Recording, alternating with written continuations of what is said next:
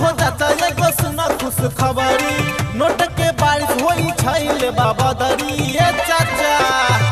चाचा हो चाचा एगो सुना खुश खबरी, नोट के बारिश होई छैले बाबा दरी। डीजे बजई हा बैठल खई हा, तोहार लइका जोगार लगैले बा।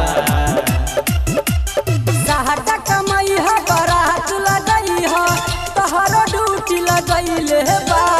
लहिका तहार नचनिया से शादी रचैले बा। सहाटा कमाई हा बारात लगई हा, तोहरो ड्यूटी लगैले बा। लहिका तहार नचनिया से शादी रचैले बा।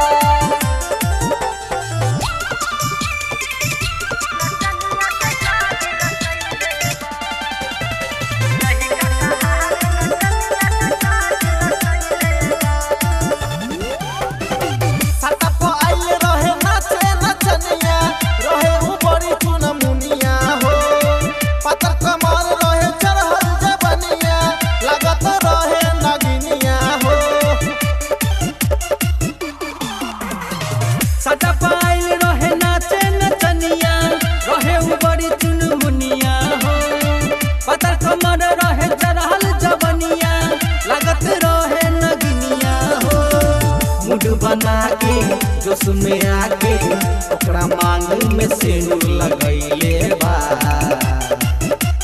सहाटा कमाई हा बारात लगई हा, तोहरो ड्यूटी लगैले बा। लहिका तहार नचनिया से शादी रचैले बा। सहाटा कमाई हा बारात लगई हा, तोहरो ड्यूटी लगैले बा। लहिका तहार नचनिया से शादी रचैले बा।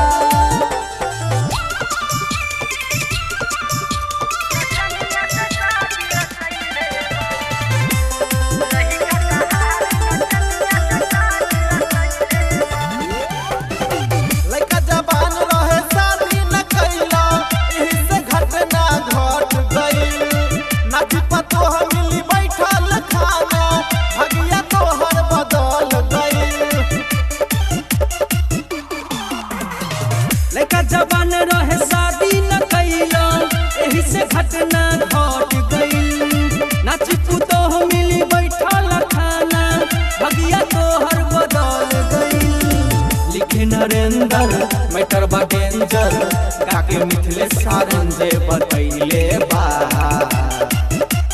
सहाटा कमाई हा बारात लगई हा, तोहरो ड्यूटी लगैले बा। लहिका तहार नचनिया से शादी रचैले बा। सहाटा कमाई हा बारात लगई हा, तोहरो ड्यूटी लगैले बा। लहिका तहार नचनिया से शादी रचैले बा। रिकॉर्डिंग बाय अपन मिथिला रिकॉर्डिंग स्टूडियो।